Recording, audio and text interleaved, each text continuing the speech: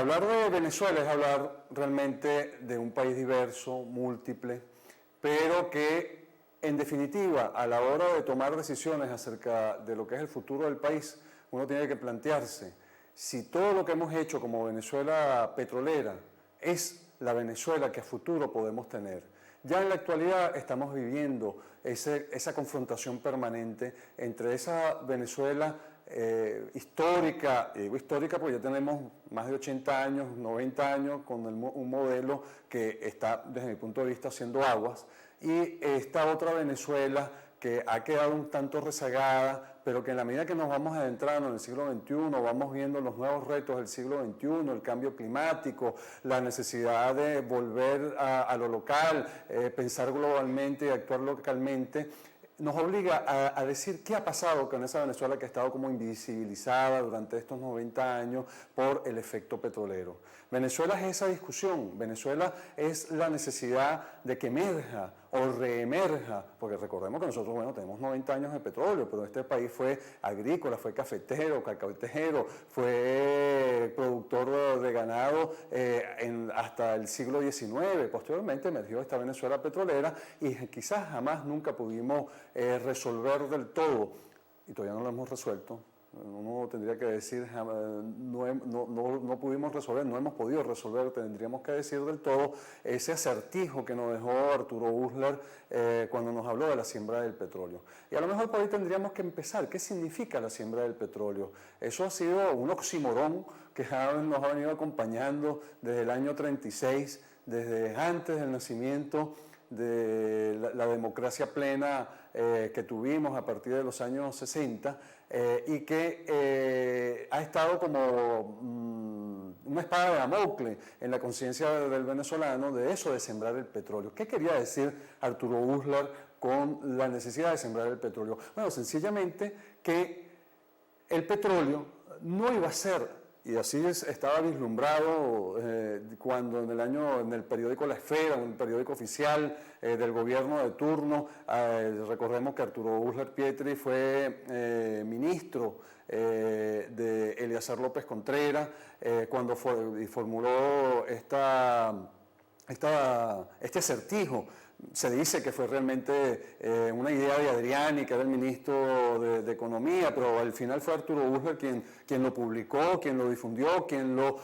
diseminó. Y bueno, la idea de Adriani tuvo en Arturo Uslar Pietri una importante capacidad de potenciarlo, ¿no?, como mensaje, y se ha quedado esto de sembrar el petróleo como el problema a resolver. ¿Qué decía Arturo Uslar? El petróleo jamás nos va a permitir desarrollarnos como país por cuanto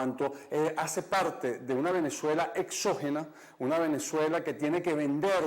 todo su potencial en el exterior y además relega esa Venezuela histórica, profunda, la agrícola, bueno, por supuesto, a la que de alguna manera representaba Arturo Uslar Pietri, ¿verdad? Recordemos que él venía de la burguesía comercial y además agrícola de la época, y que de alguna forma entendía que el petróleo estaba implicando un cambio en la vida de esa Venezuela rural, de esa Venezuela agrícola, y rompía con algunos esquemas, sobre todo el del trabajo. Y recordemos que la imagen, el símil que él hace es del petróleo como la cigarra y la Venezuela agrícola como la hormiga trabajadora. Y dice, algún día la cigarra, que lo único que hace es cantar con letra escrita y música escrita en el extranjero, se va a dar cuenta de que cuando llegue el invierno no va a tener que comer. Y eso es un poco, ¿no?,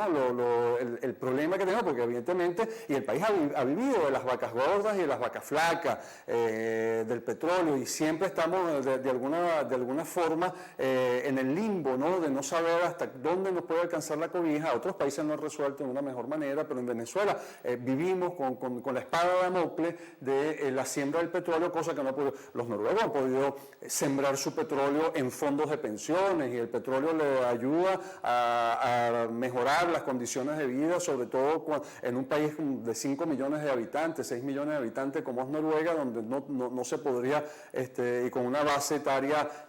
bien invertida, con una población mayor en la segunda y la tercera edad bien pronunciada, donde los jóvenes no podrían sostenerlos con un sistema de pensiones, y el petróleo ha apalancado eso. Y en otros países, bueno, a través del petróleo se han logrado sembrarlo en la construcción de viviendas, en la educación, etcétera. Pero aquí el petróleo se ha convertido, si se quiere, en el recurso que utilizamos los venezolanos para cualquier cosa, pues desde comprarnos el carro, desde comprarnos el electrodoméstico, hasta para ir al cine. Es decir, todo lo inyectamos en la calle, además como gasto, nunca como inversión, porque este es un país que, sobre todo en los últimos años, sus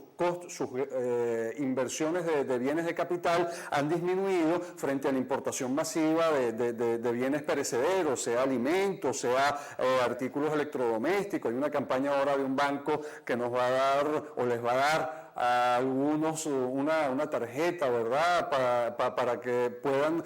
así como lo hacía una transnacional años A, que tenía la reina por un día, se puede nombrar, las CIAs, ¿no?, que tenía la reina por un día. Entonces, bueno, vivimos un poco de esa ilusión tipo Disney World petrolero, que todo lo podemos y todo lo hacemos en función del petróleo, hasta ponerlo los últimos zapatos se lo debemos al petróleo, y poco al esfuerzo laborioso. Y eso es una situación que ha sido tensa, es una situación que nada más los vivimos los venezolanos a la hora de las vacas flacas, porque a la hora de las vacas gordas nos olvidamos de eso. Pero en la medida en que vayamos avanzando en el siglo XXI, en la medida que nosotros nos vayamos incorporando, el mundo se vaya dando las respuestas necesarias a problemas tan graves y globales como el cambio climático, el petróleo, no por decisión nuestra. Es decir, cuando nosotros decidimos producir petróleo, estamos decidiendo aceptar un costo que no lo fijamos nosotros. Además, bueno, cada vez menos lo fijamos ni siquiera nosotros en la OPEP. Antes se hablaba de los países no OPEP, como Rusia, que tiene una gran capacidad de producción de petróleo, México, que tiene una capacidad relativa, que podían de alguna manera incidir, y ya se hablaba hace 10 años de una OPEP que controlaba apenas el 30-40% de la producción, y habían países fuera de la OPEP que además se aprovechaban de la baja de los precios del petróleo. Pero en este momento ni siquiera son los países OPEP o los países no OPEP. En este momento es Wall Street es el que fija los precios del petróleo, sobre las posibilidades, las intenciones, que cómo está el euro con respecto al dólar. Es decir, es un componente que nosotros no manejamos, a pesar de declarar y ponerle la banderita a la faja petrolera del Orinoco, a todos los pozos que nosotros, a pesar de que los pozos los vamos a explotar en asociaciones extranjeras, pero al final cuando uno lo saca hay un precio que lo regula, un mercado que no es transparente, un mercado que no es estrictamente petrolero, sino bueno, que está mediado por las variaciones entre las monedas internacionales, los conflictos políticos. Entonces, bueno, y en la medida que vayamos avanzando en el siglo XXI, cuando el petróleo cada vez más se pone en el banquillo de los acusados como uno de los principales gases de efecto invernadero, Venezuela no tiene una estrategia alternativa, no tiene un plan B. ¿Para qué pasaría el día que el petróleo empiece a ser sustituido, el día que entre en funcionamiento el carro eléctrico, el día que las energías alternativas, sol, agua, mareas, nos logren llevar la electricidad a la casa? Entonces, bueno, ¿desmejorará o se convertirá el petróleo en una energía de segunda, tercera, cuarta categoría para los países del tercero, cuarto, quinto y sexto mundo que van a estar allí, pero con poca capacidad, evidentemente, de adquisición, y siempre pensando que en la medida en que vayan avanzando los fondos de creación de energía y de transferencia de tecnología para el cambio climático, esas energías en estos países con poca capacidad de innovación tecnológica también seguramente será sustituido. ¿Qué está haciendo Venezuela? Absolutamente nada, por lo menos a nivel del gobierno, a nivel de algunos centros de investigación, a nivel de algunos grupos de reflexión, a nivel de las ONG, a nivel de la sociedad civil preocupada por el ambiente. Siempre se está hablando, bueno, ¿cuál es la otra Venezuela? La Venezuela verde, la Venezuela azul, que podría emerger frente a esta Venezuela petrolera que nos dio muchas cosas, nos quitó otras muchas, pero que sencillamente está llegando a al fin de una historia, al fin de un proceso, al fin de su papel hegemónico como energía en el mundo. Eso no quiere decir que de la noche a la mañana el petróleo va a desaparecer, no, pero siempre va a ser una proporción menor y siempre va a ser un incentivo menor el producir petróleo. Y eso es una lástima porque un país como Venezuela tiene capacidades para producir muchas otras cosas, además de petróleo. El petróleo ha estado vinculado en Venezuela con el problema del ordenamiento territorial. Yo he venido acariciando la idea de una propuesta de una Venezuela sostenible postpetrolera que dé respuesta realmente a los graves problemas que hemos heredado del siglo XX venezolano. Un siglo XX venezolano que, entre otras cosas, nos da una distribución de la población totalmente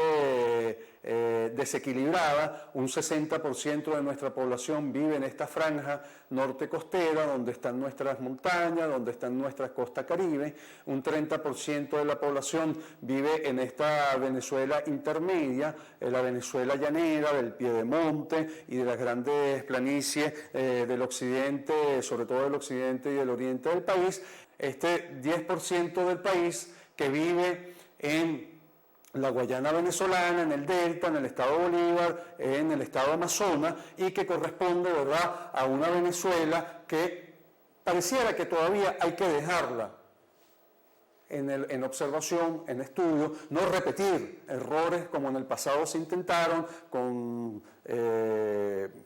estrategias o con políticas que demarcaban realmente una visión de dominación de la naturaleza, como la conquista del sur, en el primer gobierno del refinado presidente Caldera, que no entendió absolutamente nada de la necesidad de articular un proceso de desarrollo en armonía, ¿verdad?, con la naturaleza, un proceso de desarrollo respetuoso, porque hablar de conquista es hablar sencillamente de la dominación. A lo mejor fue la manera más brutal de decirlo, pero los gobiernos que posteriormente le sucedieron tampoco hicieron nada mucho mejor, ¿no? Hubo planes de articulación con el sur, pero siempre basado en el potencial que tiene este sur en términos de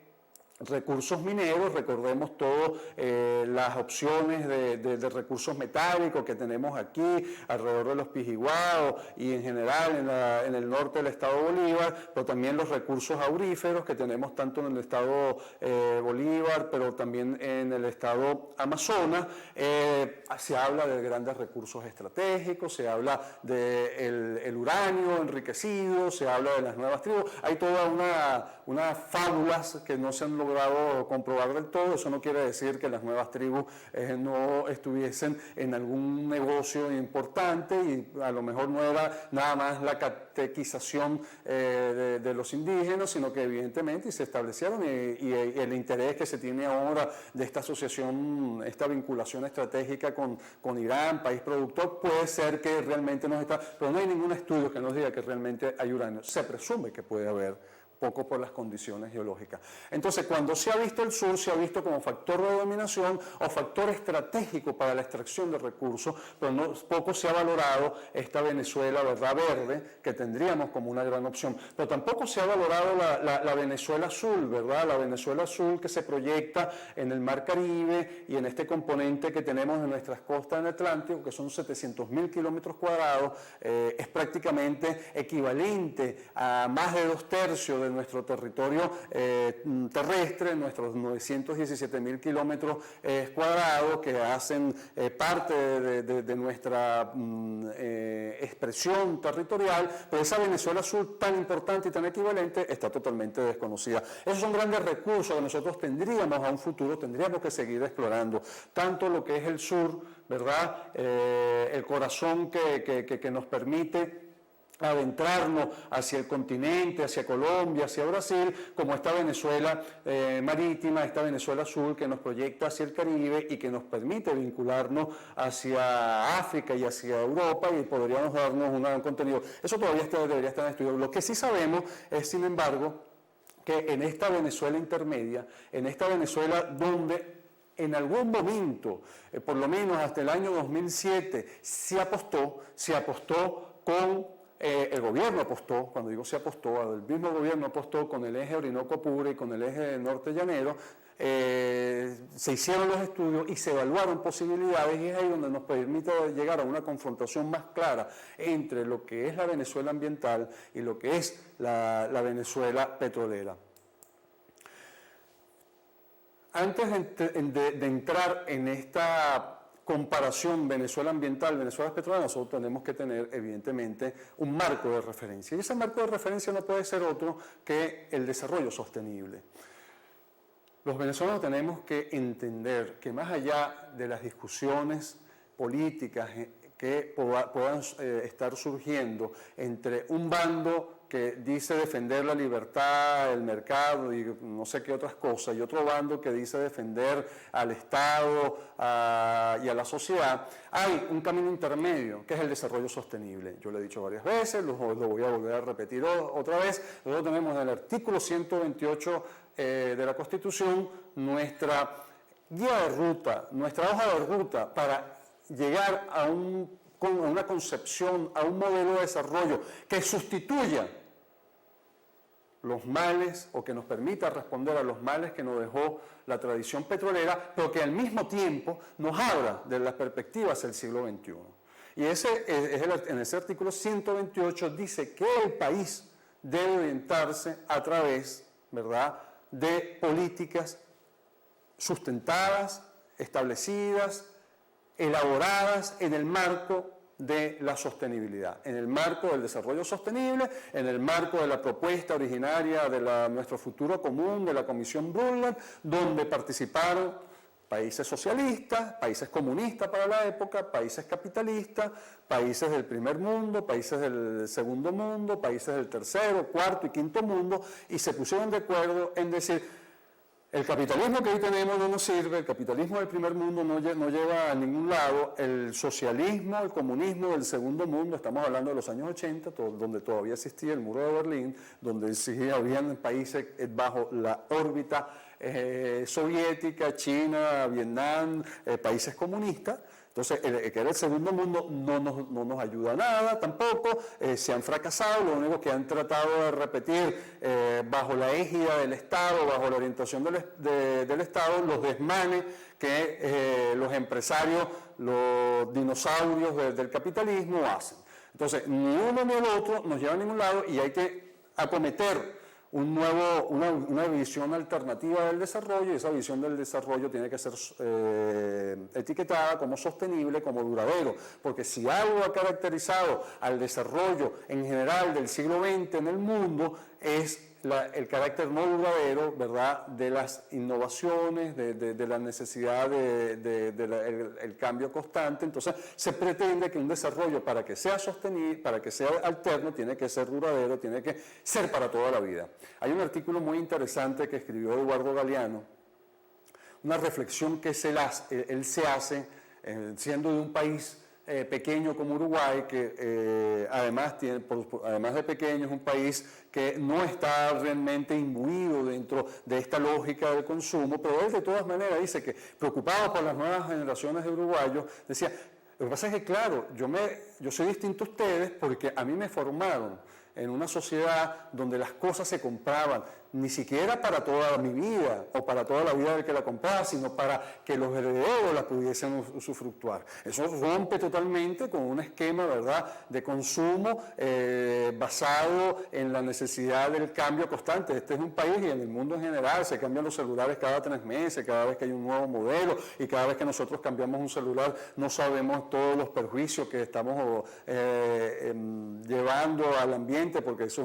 es algo que lo tiramos o lo desechamos y eso significa contaminación, y en general todo lo que hacemos es aumentar nuestros niveles de contaminación, nuestros niveles de producción de basura. Y es ahí donde cuando uno empieza a hablar del desarrollo sostenible, empieza a hablar de la necesidad de alguna forma de volver a una visión de que las cosas duraran para toda la vida, y no solamente de la vida de uno, sino también la vida de los descendientes de uno, y que pudiesen ser parte de un patrimonio que no necesariamente tenía que ser sustituido, porque al final el problema no es tan solo del modelo, sino también de la función que debería cumplir el artefacto que nosotros tenemos. Y esa reflexión, yo creo, de Galeano permite explicar de una manera muy sencilla lo que significa esto del desarrollo duradero. Desarrollo duradero que además ha implicado dentro de la lógica de las empresas toda una nueva reorientación. Entonces se empieza a hablar como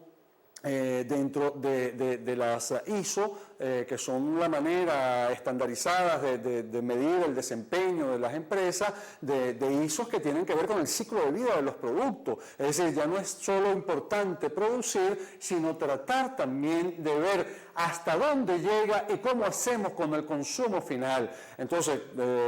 los defensores de los protocolos empresariales ecológicos verdes dicen, hay que cambiar la visión de la cuna a la tumba, a una visión de la cuna a la cuna de los productos. Los productos pueden ser reformulados, reciclados, reutilizados, y eso nos permite tener cuna todos los días, y eso nos permitiría de alguna manera acoplarnos, ¿verdad?, al ritmo de la naturaleza. Si algo diferencia de la economía, de la ecología, dos palabras que tienen la misma raíz en el prefijo eco, que quiere decir casa, es que en la ecología todo se trata de reutilizar y reciclar, por cuanto pendiente todos los ecólogos de evaluar las cosas en el marco de las leyes de la termodinámica, sabe que nada se crea, ¿verdad?, de acuerdo a la primera ley, ni nada se destruye, sino que todo se degrada. Y la ecología, a través de la ecología, nosotros podemos entender la manera de no llevarlo a la degradación mediante una reutilización, una reinvención constante del mismo producto. En cambio, en la economía, ¿verdad?, desechamos las cosas en función de su sustitución por otros bienes, ¿verdad?, y los enterramos o los botamos, y no hay un proceso termodinámico, no hay una visión termodinámica de la economía. Y es en ese sentido que el desarrollo sostenible, ¿verdad?, en este juego de sociedad, naturaleza y economía, la economía que tenemos es una economía que tenemos que transformar, porque evidentemente necesitamos una economía sostenible, trata de articular un nuevo juego donde tratamos de aprovechar el conjunto de potencialidades que las bases ecológicas locales, las bases ecológicas nacionales, las bases ecológicas del mundo tienen para aprovechar, y no solamente los 4 o 5 o 10 productos emblemáticos que mueven la economía mundial. Entonces, además el petróleo, es decir, nosotros tenemos unas fuentes de energías alternativas que en muchos casos